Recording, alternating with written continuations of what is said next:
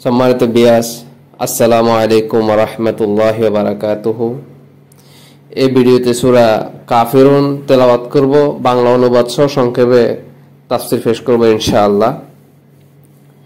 এই সূরাটির নাজিলের প্রেক্ষাপট ছিল মক্কায় এমন এক যুগ ছিল যখন নবী সাল্লাল্লাহু আলাইহি ওয়াসাল্লামের ইসলামী দাওয়াতের বিরুদ্ধে কুরাইশদের মুশরিক সমাজে প্রচন্ড বিরোধিতা শুরু হয়ে গেছিল।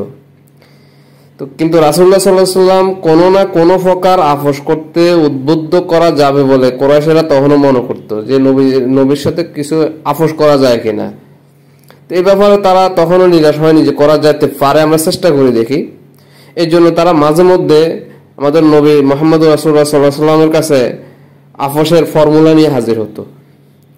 তিনি তার মধ্যে থেকে কোনো একটি প্রস্তাব মেনে নিলে তারও তাদের মধ্যকার ঝগড়া নিয়ে মিটে যাবে বলে তারা মনে করতো। এটা তা হাদিসে এই সম্পর্কে বিভিন্ন ঘটনা বর্ণিত হয়েছে। তার মধ্যে হযরত আব্দুল্লাহ ইবনে আব্বাস রাদিয়াল্লাহু তাআলা আনহু বর্ণনা করছেন, কুরাইশরা রাসূলুল্লাহ সাল্লাল্লাহু আলাইহি ওয়াসাল্লামকে বলল, আমরা আপনাকে এত বেশি পরিমাণ ধন সম্পদ দেব যার ফলে আপনি মক্কার সবচেয়ে ধনাঢ্য ব্যক্তি হয়ে যাবেন। যে মেয়েটিকে আপনি পছন্দ করবেন তার সাথে আপনাকে বিয়ে দিয়ে দেব।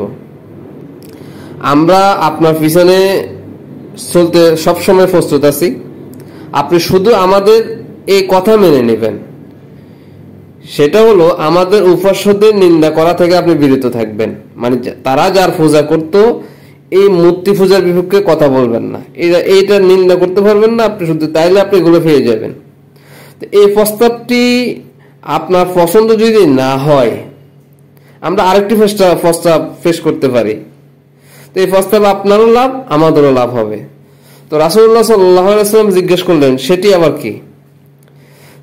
তখন তারা বলল, 1 বছর আপনি আমাদের উপাস্যদের ইবাদত করবেন এবং আমরাও 1 বছর আপনার উপাস্যদের ইবাদত করে দেব। তো রাসূলুল্লাহ সাল্লাল্লাহু আলাইহি ওয়াসাল্লাম বললেন, থামো, আমি দেখি আমার রবের পক্ষ থেকে কি হুকুম আসে। এর ফলে ওহী নাজিল হলো। তখন এই সূরাটি নাজিল হয়। তা আমরা সূরা তেলাওয়াত করছি।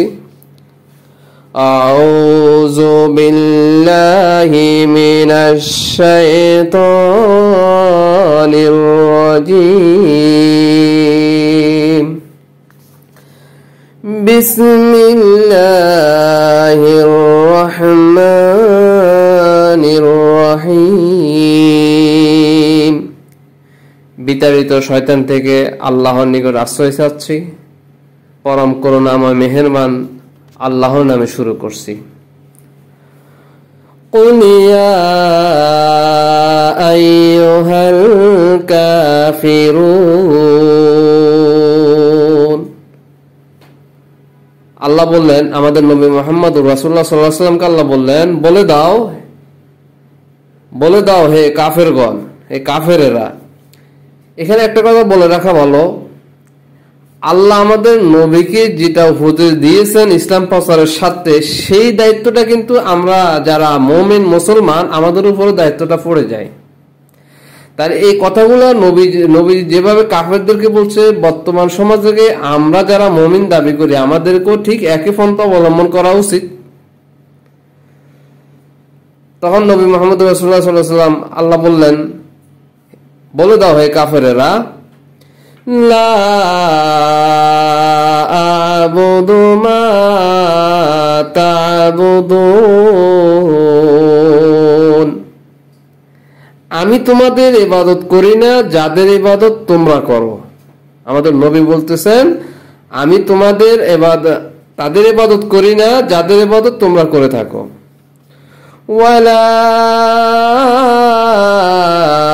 আনতুম আবিদুনা মা আ'বুদ। আর না তোমরা তার ইবাদত করো যার ইবাদত আমি করি। ওয়ালা আনা আবিদুম মা আবাদতুম। আর না আমি তাদের ইবাদত করব যাদের ইবাদত তোমরা করে আসছো। ওয়ালা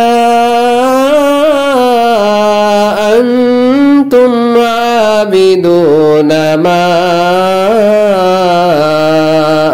আবুদ, আর না তোমরা তার ইবাদত করবে যার ইবাদত আমি করি। লাকুম দীনুকুম ওয়ালিয়া দীন, তোমাদের দিন তোমাদের জন্য এবং আমার দিন আমার জন্য। এখানে অর্থাৎ আমার দিন আলাদা, তোমাদের দিনও আলাদা।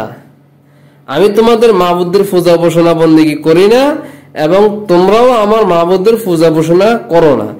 আমি তোমাদের মাবুদের বন্দেগী করতে পারি না, তোমরাও আমার মাবুদের বন্দেগী করতে প্রস্তুত নাও। তাই আমারও তোমাদের পথ কখনো এক হতে পারে না। এটা কাফেরদের প্রতি স্পষ্ট বলে দেওয়া।